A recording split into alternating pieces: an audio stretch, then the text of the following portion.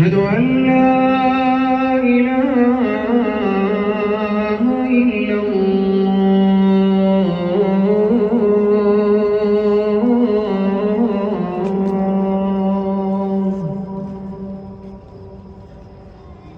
أشهد أن محمدا رسول الله.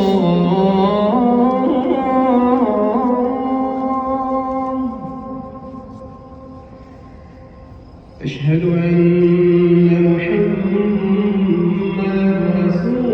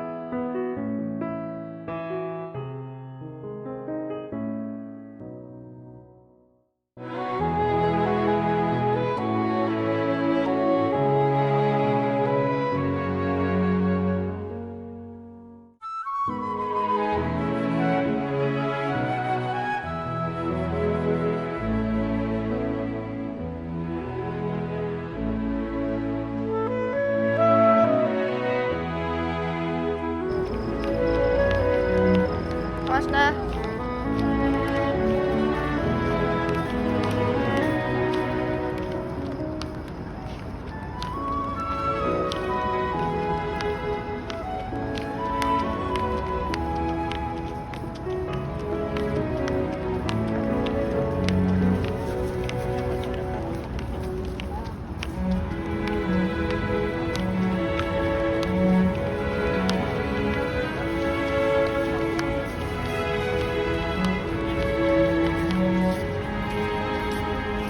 Sini dah.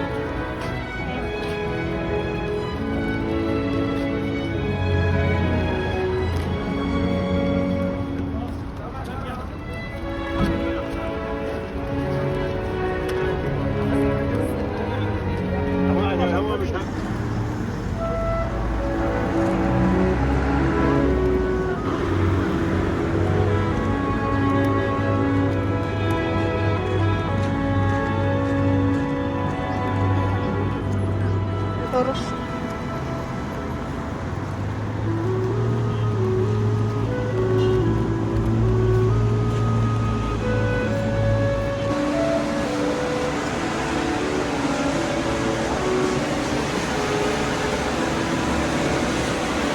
Ya.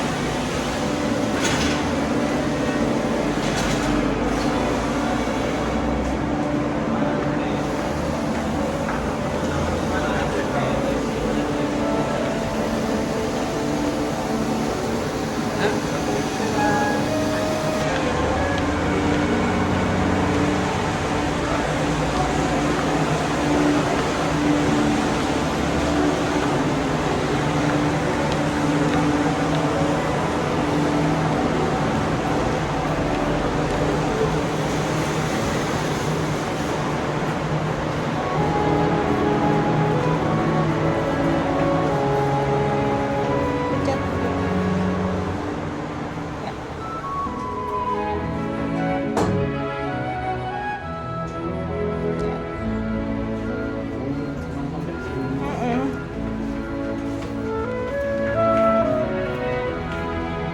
Mau langsung coba ke tempat makan.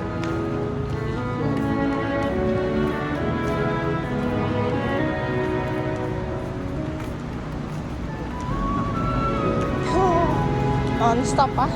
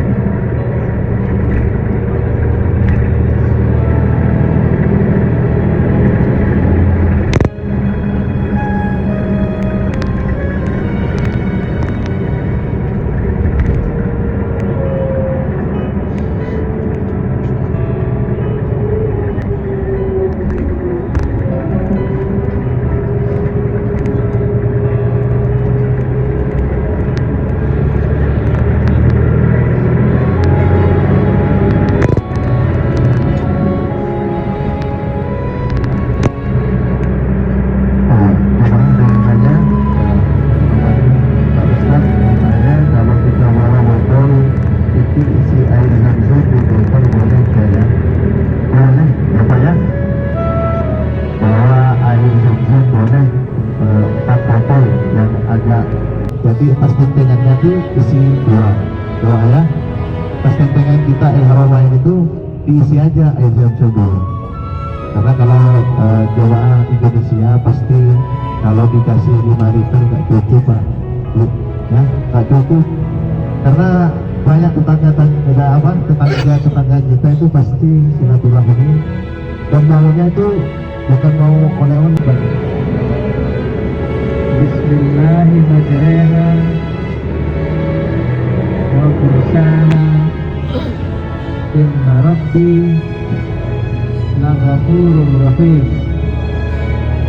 Subhanalladzi sakhkhara lana hadza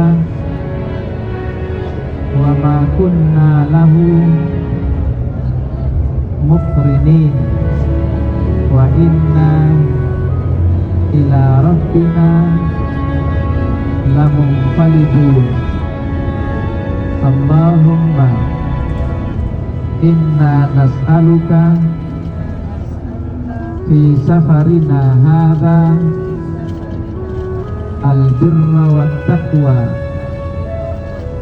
wa minal amali ma tarda. Allahumma hawwin alaina safarana hadza watwi anna bu'dahu. Allahumma antas sahibu fis safari wal khalifatu fil ahl. Allahumma inna na'udzubika min wu'afa'is safar wa ka'abatil manfar wa su'il munqalabi fil mali wal ahl. Allahumma amin.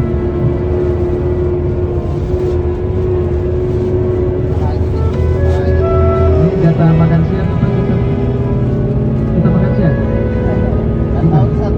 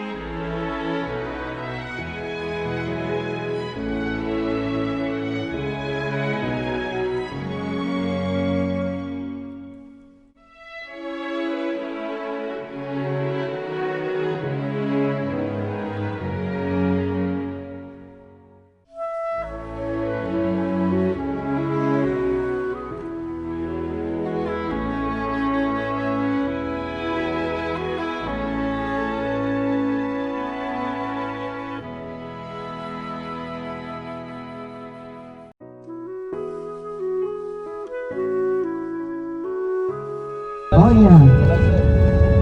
Ya, sebentar, coba sebentar. Jadi surah An-Nasr ya. Turun surah An-Nasr. Turun surah An-Nasr idza jaa nasrullahi wal fath. Tahu semua kan artinya apabila pertolongan Allah datang dan kemenangan. Kemenangan yang dimaksud adalah Fathu Makkah. Dan itu terjadi di tahun ke-8. Ke-8 apa? Hijriah. Nggak bakalan kebayang, kenapa? Belum ngalamin. Orang yang sudah kebayang kayak gitu-gitu itu yang sudah ngalami, gitu ya. Jadi sekali lagi Bapak Ibu yang dirahmati Allah, ya begitulah tadi itu siapa tadi udah ada nanya berapa orang istrinya ya. Jadi itu yang didoakan oleh Rasulullah. Kita kembali, yang didoakan oleh Rasulullah yang lain, ada namanya Sa'ad bin Abi Waqqas. Itu doa Nabi untuk Sa'ad bin Abi Waqqas adalah, ya Allah, tepatkanlah bidikan panahnya dan terimalah semua doanya. Maka Sa'ad bin Abi Waqqas itu sebetulnya, Sa'ad bin Abi Waqqas ini pahlawan yang luar biasa ketika perang Uhud.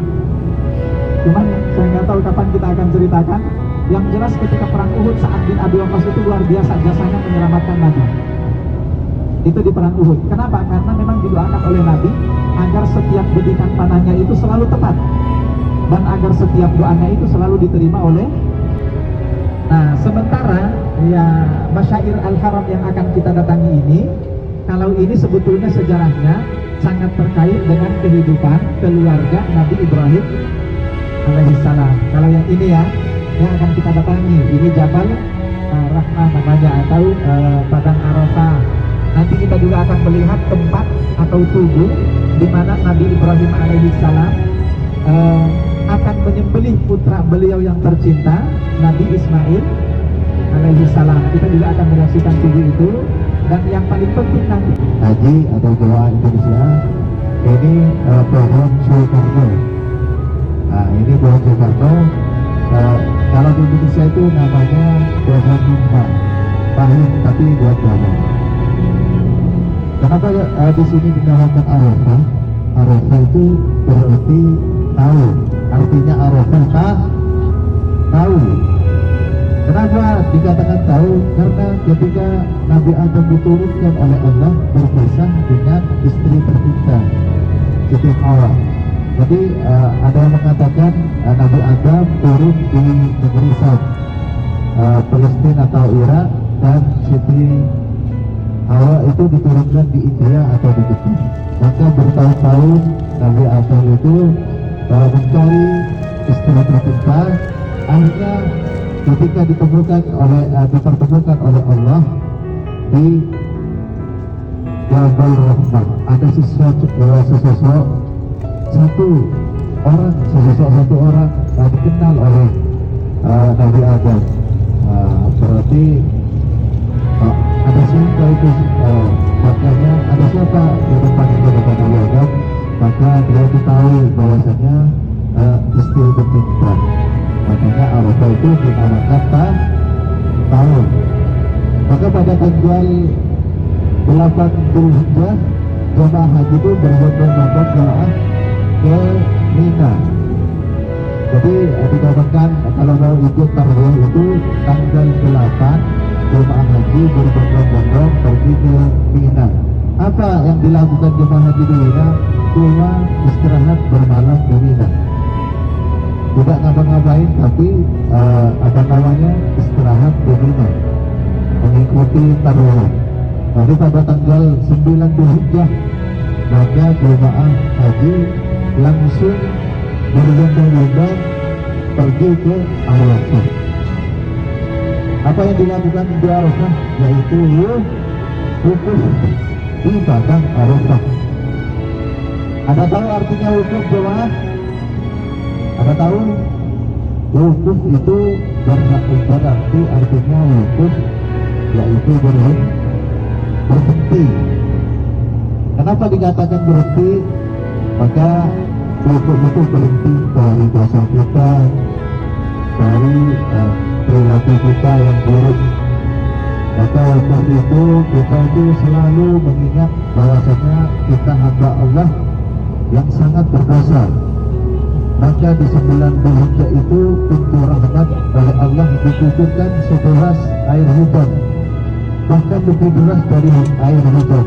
Makanya jemaah kalau berpuasa 9 Dzulhijjah dosanya akan diampuni oleh Allah setahun sebelumnya dan setahun yang akan datang, apalagi melakukan haji.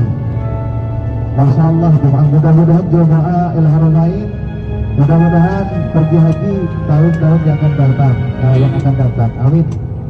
Makanya jemaah di 9 Dzulhijjah itu Allah itu menyombongkan diri, karena Allah itu menyombongkan diri kepada malaikat. Karena ketika Allah menciptakan manusia Nabi Adam, malaikat itu tidak setuju. Jadi Allah itu menyombongkan diri bahwasanya hamba-hambanya itu pakaiannya serba putih semua. Maka Allah itu bertanya kepada malaikat, hambaku itu meminta apa? Kenapa dia itu berpakaian putih-putih? Apa yang diminta?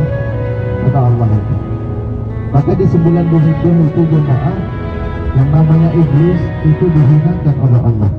Maka di 9 Dzulhijjah itu iblis itu matanya merah, rambutnya putih, dan dia itu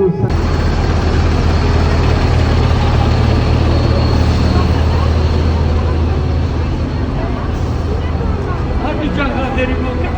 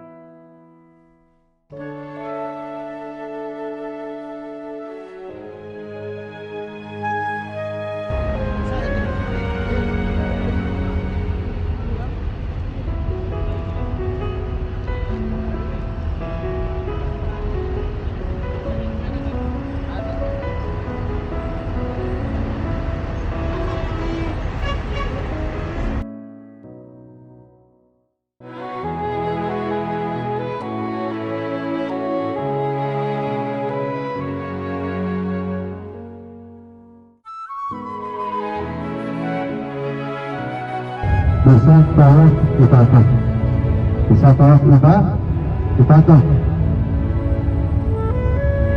Jadi setelah tanggal 10 itu kita melempar langsung pesan bahasa Jawa wajib ya.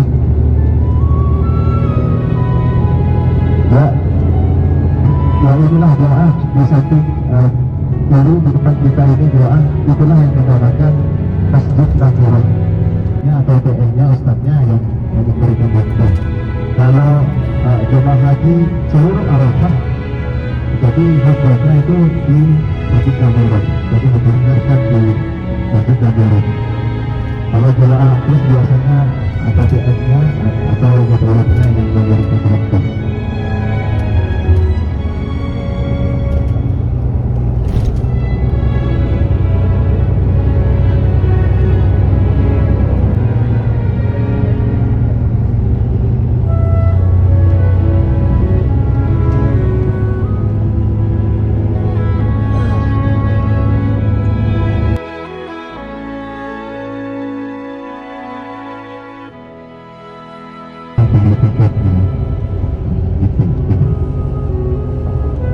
Sebentar lagi kita akan sampai dengan Muzdalifah. Nah, di depan ini ada masjid. Nah, di depan ini ada masjid. Inilah namanya masjidnya Masjidil Haram. Jadi Rasulullah akan bermakna di situ. Biar jelasnya dijelaskan oleh Ustaz Ustaz.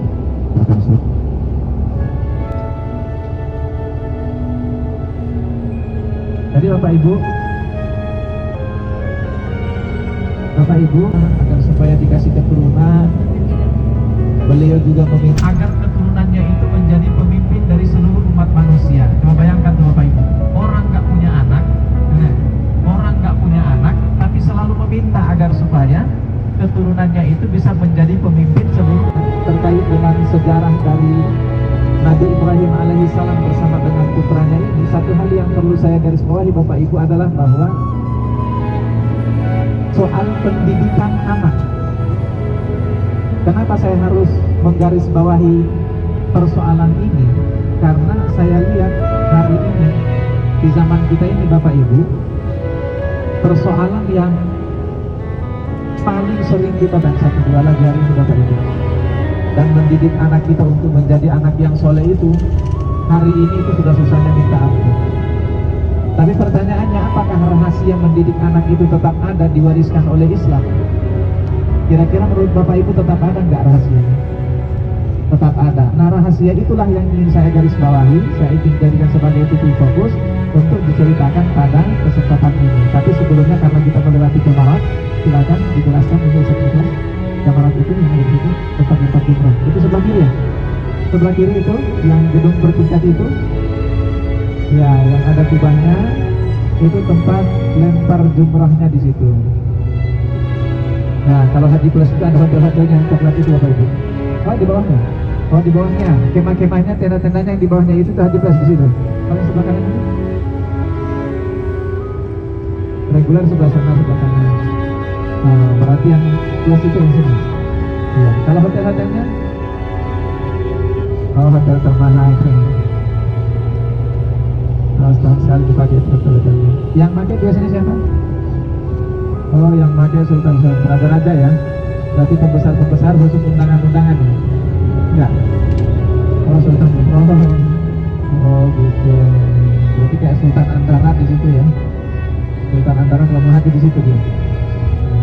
Nah, ini terowongan Mina yang sebelah kanan itu Bu. Sekarang yang ditutup ya yang itu ya. Yang pernah ada kejadian tahun berapa waktu itu? Kejadian tahun berapa itu yang banyak yang meninggal dunia? Itu di sebelah kanan situ terowongannya. Itu kan 2013 kayaknya. 2013 itu yang di situ tuh, terowongan yang sebelah kanan. Nah, sekarang ditutup ya. Sekarang ditutup terowongannya. Tema Indonesia. Jadi seberang terowongan ini itu tema-tema Mina. Minta.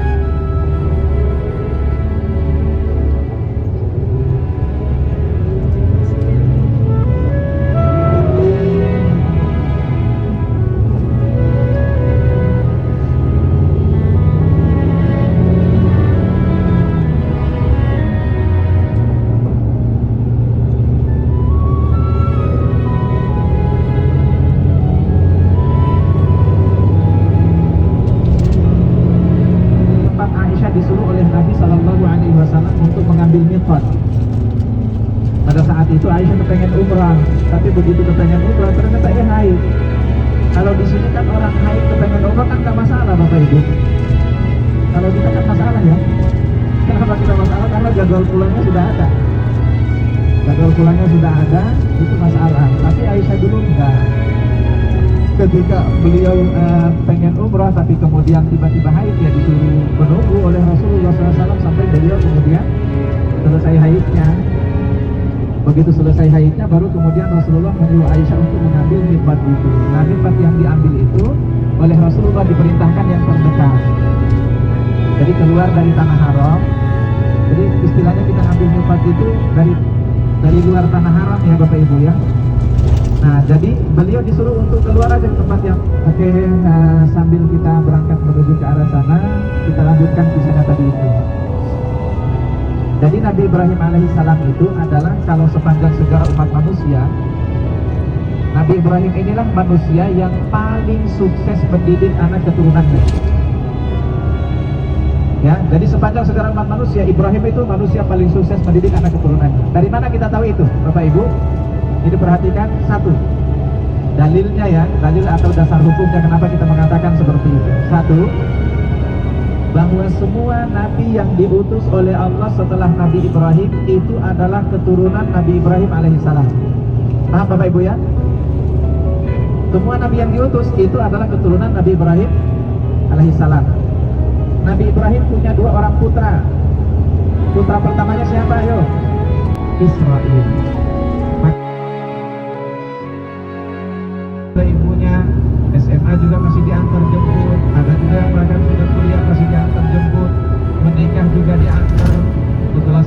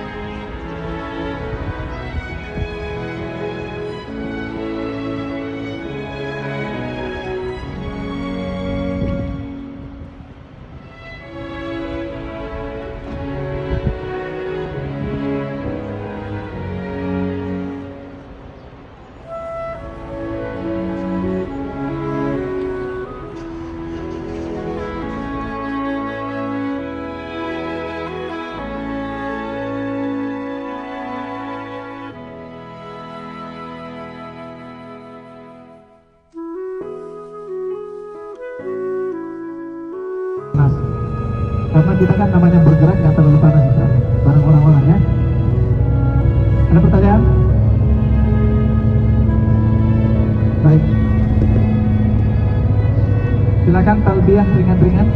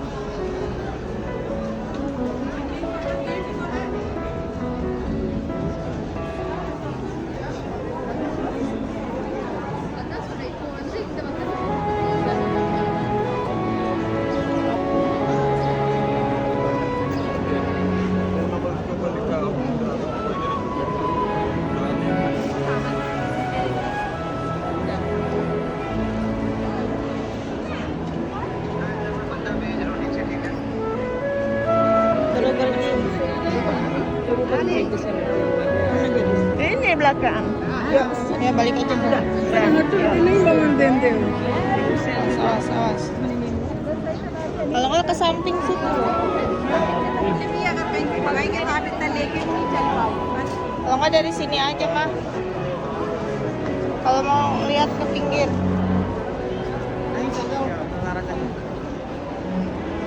Kalau aku tidak akan ukuran 40 lagi